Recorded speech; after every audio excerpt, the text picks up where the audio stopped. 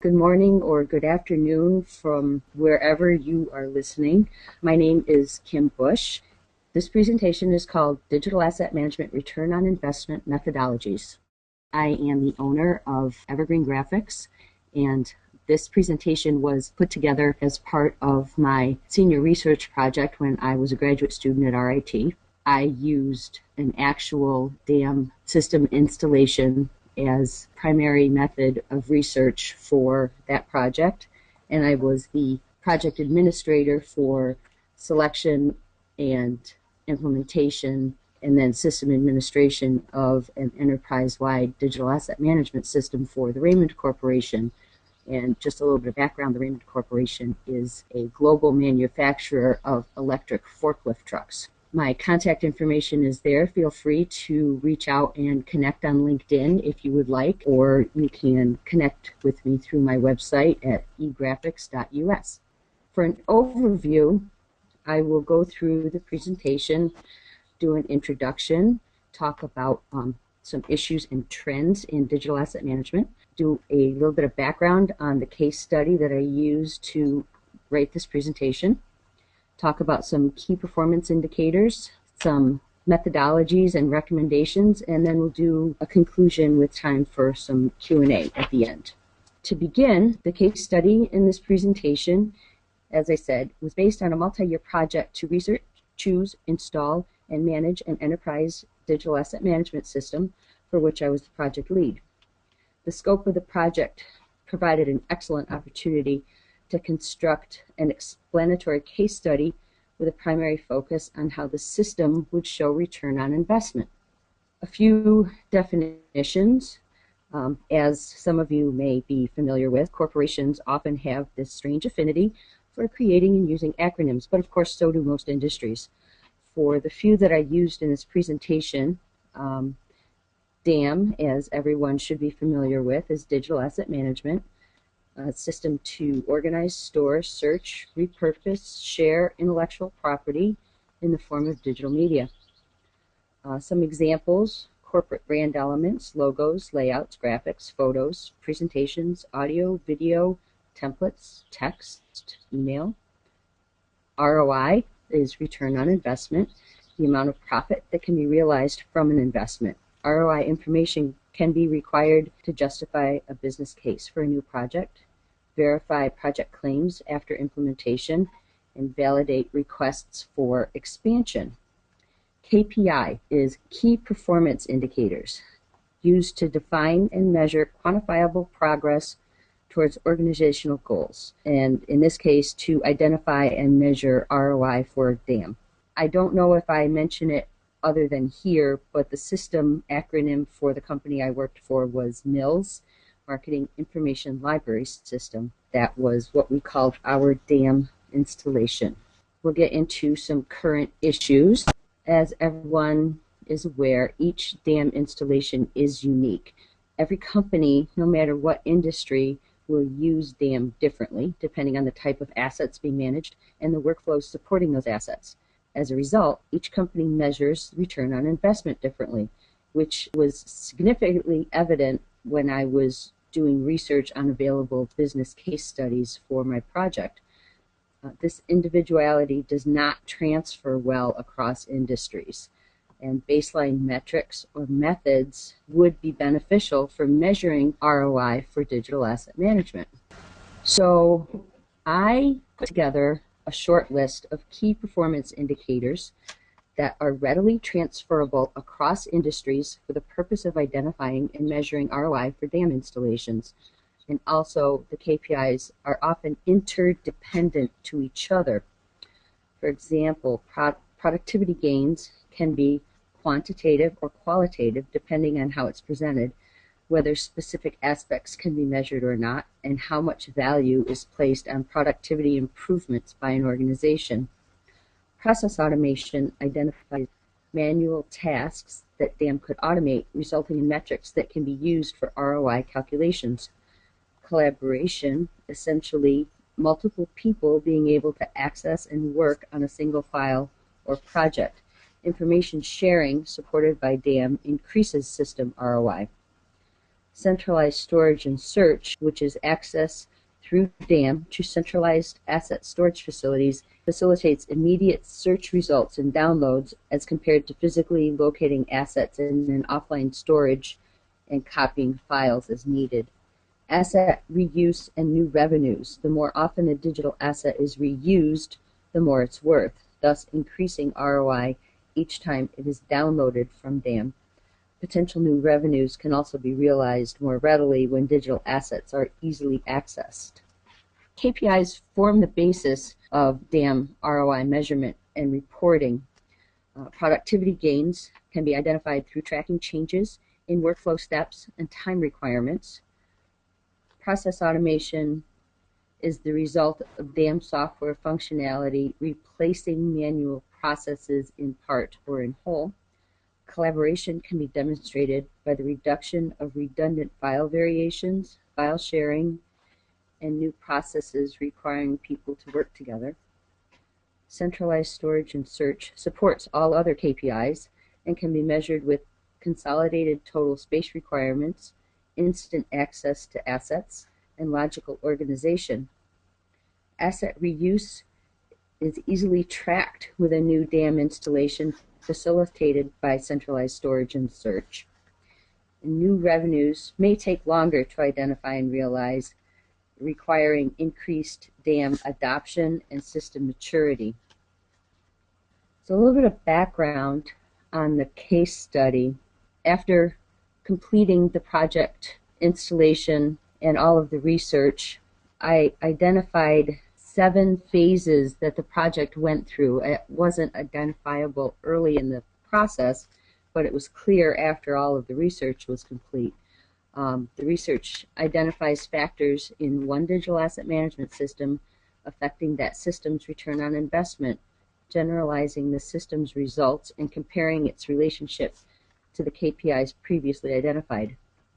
The system's history and background provides a foundation for data collection and comparison for this case study. In the first phase, I investigated the upgrade of an existing system plus alternative solutions, conducted internet research in the second phase, compiled a long list of possible solutions and gathered documentation on each. I was assigned a project team and we wrote our project documentation. The 5th phase was revision of a requirements document, writing an RFP, RFQ document, and reviewing the proposals submitted by different vendors. Phase 6 was writing demonstration scripts for the short list of vendors to follow and then rating those demonstrations. And the last phase was team review and a vendor recommendation. Plus, that was only the beginning of a lot of other work, including developing workflows, taxonomy, metadata templates, and catalogs. So that's just an overview of the early phase selection and identification process. This is where some of the actual system data will be shown, and although some of this data was done a few years ago, it's still viable, and you can ignore the dates on these because the same type of information can be used today. So the KPIs for productivity gains, and on the screen you see a graph with before and after the DAM installation. The highest visibility example of productivity gains is simply comparing the number of requests for digital asset fulfillment before and after system implementation. In the 10 months prior to the system launch, there were 177 requests made by customers for existing assets to be delivered in a variety of formats, totaling 364 documented work hours. This does not take into account creative staff fulfilling their own digital asset requirements. The average time required to fulfill customer requests took 2.06 hours each. Multiplied by the department burden rate of $29 an hour, total cost to fulfill these orders was $10,553. The red line in this graph shows reduction in the number of hours spent fulfilling digital asset requests following system implementation. There were 252 successful self-service order downloads reported by an integrated system tool in the first 5 months of operation, taking a total of 15 system hours to complete. This averages approximately 3.6 minutes per order. So a significant time savings. Process automation will show up in different ways for different industries and different companies. In the example that I have here, the most prominent example of process automation before and after the DAM implementation involved the corporate marketing style guide. Before implementation, the process required a large and expensive print production, followed by annual or semi-annual updates, which were also then printed and distributed. After the implementation, the entire process and associated costs have been eliminated. Document updates are saved and formatted as downloadable PDF files stored in a central location under version control. Text is indexed and searchable. Referenced digital assets are linked and available for download. Not noted in this example, but also important, are the productivity gains which result from eliminating the kitting and packaging and shipping process that went along with this. Collaboration significantly increases. Prior to the DAM installation, knowledge workers maintained individual network and or hard drive folder storage for work in progress. Locating project assets being handled by a coworker was time-consuming without accounting for recreation of assets when not found or not known to even exist. This relates back to all of the KPIs identified. After the DAM implementation, a shared repository allowed all knowledge workers in the creative workflow to store work in a central location, collaborate as needed, and readily access digital assets regardless of how or by whom they were created and saved. So this little chart is a workflow with your typical yes and no and locating assets. Centralized storage and search is a big advantage to a DAM installation. Directly related to the data used to identify productivity gains before DAM implementation, on average, each request for existing digital assets took 2.06 hours to fulfill due to multiple storage locations. And the comment I was going to make on the previous slide was many of our assets were stored on CDs or DVDs in cabinets, and the system for storing those, we had an electronic catalog that told us what disc the images might be on, but there was really no good system for finding or understanding what was involved, no keywords, so it really was time-consuming to find anything. After the system implementation, the centralized storage and search offered not only the knowledge workers the advantage of searching the catalogs, but customers could also search and download for self-service. After DAM implementation, digital assets are online, available in real time. Catalogs for the assets, ongoing service and licensing are planned for, and customers are offered self-service access through a web-based interface. Asset reuse.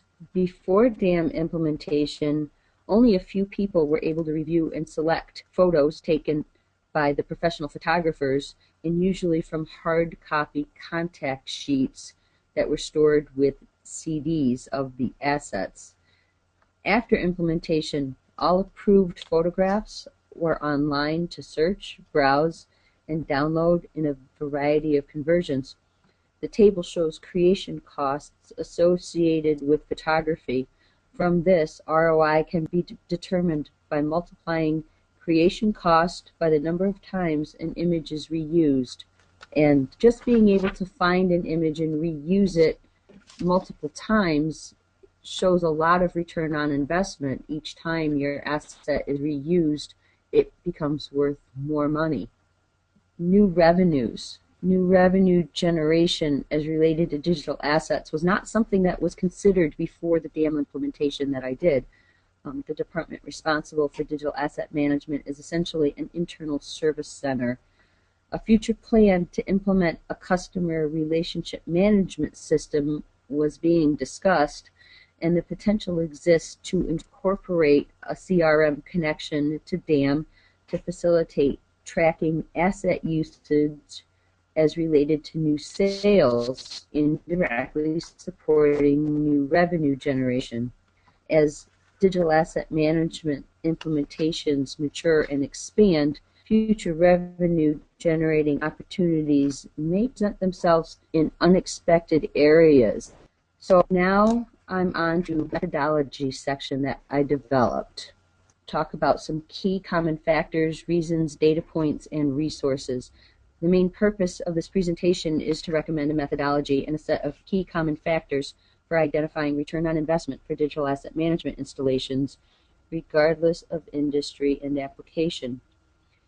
Examination of DAM data before and after system installation allows for industry comparisons of key performance indicators to be made. These comparisons also identify common threads across industries to facilitate ROI identification, such as reasons for calculating ROI, data points to examine, and resources to support recommendations. This case study has provided a more complete understanding of identifying and assessing ROI for DAM that can be applied for this case as well as any other installation. So my recommendations: determine appropriate burden rates. Burden rates are necessary to calculate accurate data points for the following recommendations. Identify process and lead time data. Examine related processes and/or workflows to identify processes and lead time data before system implementation. Productivity gains and process improvements can be estimates for business case purposes, then verified after system implementation to prove ROI.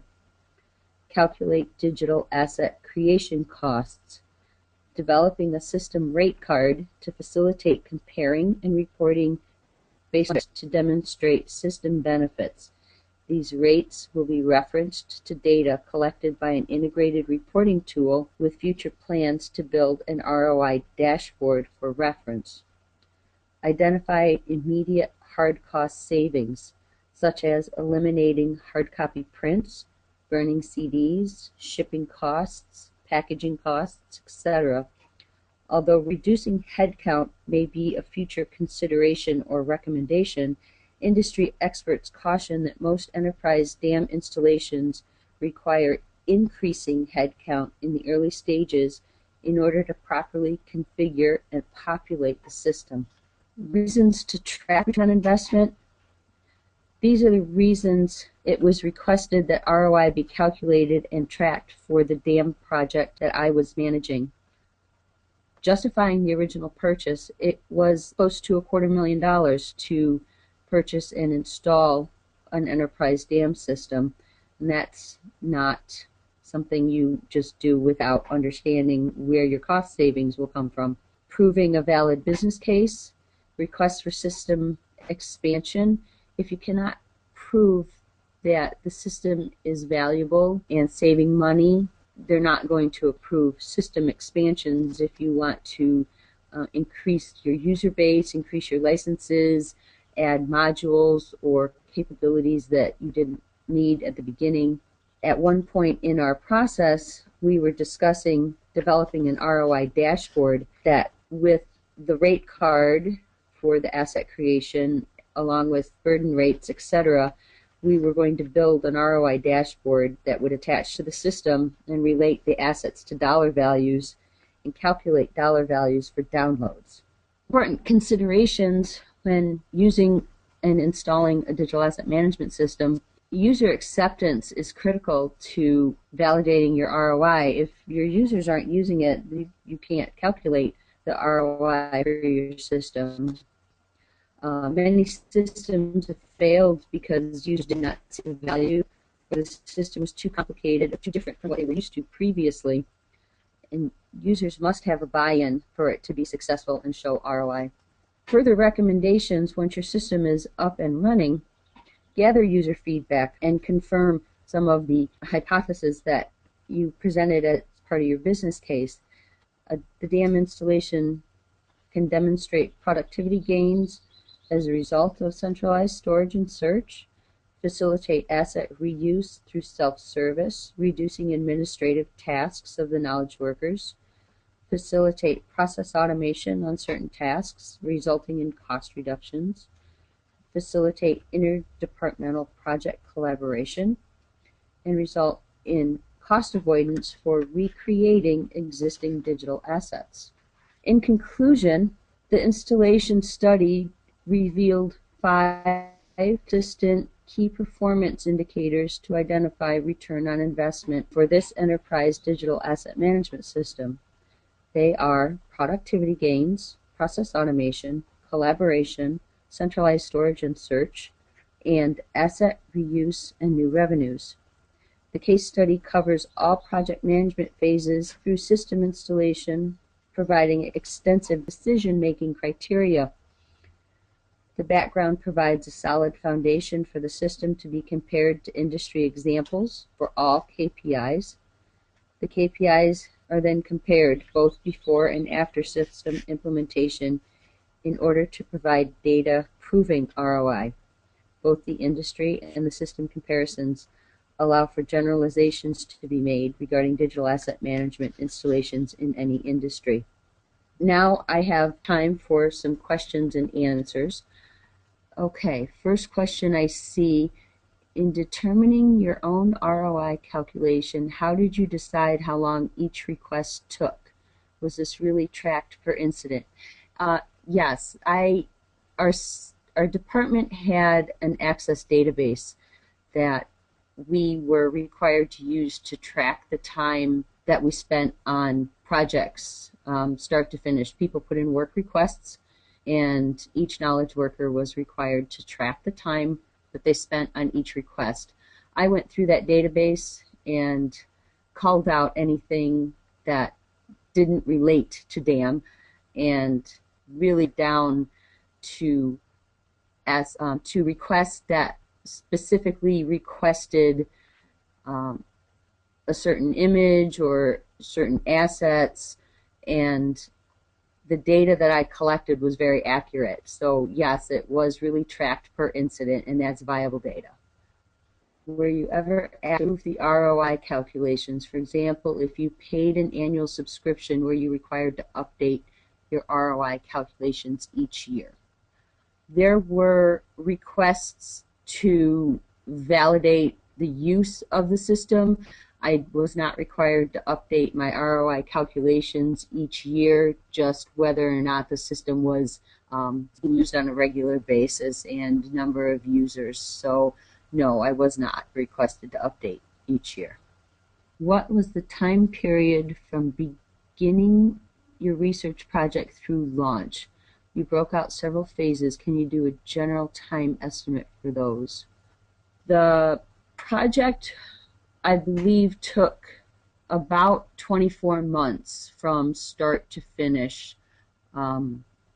Keeping in mind that time frame also included that I needed to be one of those knowledge workers, and I could not dedicate full time to this project, so it was not a full-time 24-month project. It was part-time, maybe 25% of my time over the course of the 2 years. As far as each phase, that varied depending on, again, how much work was going on at the time, how much the team contributed to the project administration, or how much of it was just me doing research. Much of the research done was on my own outside of the team, and actually outside of work hours as I was working on my master's degree. So I couldn't give you a number of hours that I worked on the whole entire project. How do you calculate digital asset creation costs when those time requirements can vary so widely? I guess you would, as I suggested, developing a rate card. The one slide that I showed with the photography was the beginning of a rate card where photographer A charged X number of dollars per image. Photographer B was a different rate. Photographer C was a different rate. An in-house photographer, his burden rate would be different because he's being paid a salary. So I would organize and categorize that asset creation costs and do averages.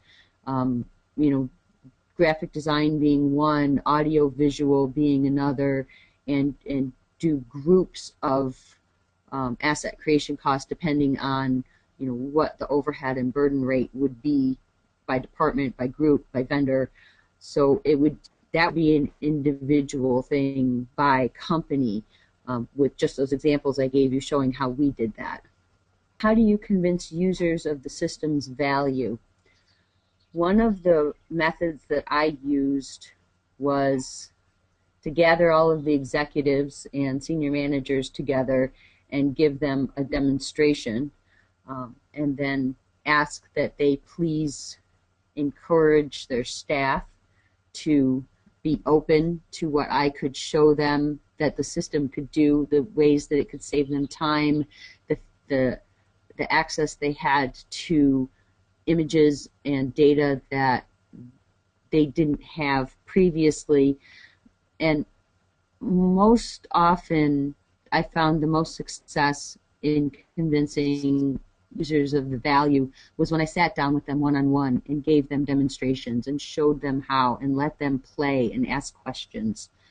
I did write all the training and conduct all the user training as well as the rest of the system administration. So that one-on-one really was the best method I found for people to understand the value of the system. Did you update your ROI calculations to adjust for the increase in workload in that initial phase, or was it considered just a temporary expense? We didn't have an increase in workload. Our particular installation, we decided rather than ingest all of the legacy data at the initial implementation that we would ingest from a this point forward model so that we didn't have an overload and require extra staff at that point. And our decision was then to ingest legacy data as it was requested so that we could understand what legacy data was more valuable because it was being requested. Much of the legacy data would never be used again, so we didn't want to invest the time in uploading it at the beginning of the project. Was the ROI calculation you used a standard previously used for the company, or did you have to create it from scratch? If my company had an ROI calculation, I wasn't aware of it. I did create all those calculations from scratch based on the data I had available and my understanding of the system and the workflow and department that we were in. Was there any area of your calculation that was proved to be off with regard to actual savings? The area that I wasn't able to validate in the time that I was still with the company was the collaboration and the asset reuse, or I'm sorry, the new revenues. The asset reuse was easily calculated. The collaboration didn't grow as quickly as we had hoped it would. The user base also didn't grow as quickly as we hoped it would. So it was not an area that I could easily say, yes, we hit the mark on that one. So, a lot of estimates and projections are just that, and the actuality and reality once you do a system implementation is vastly different than you expected it to be. Well, thank you everyone for your questions and your time today. I hope I gave you some new information or some tools that you can use, and thank you very much.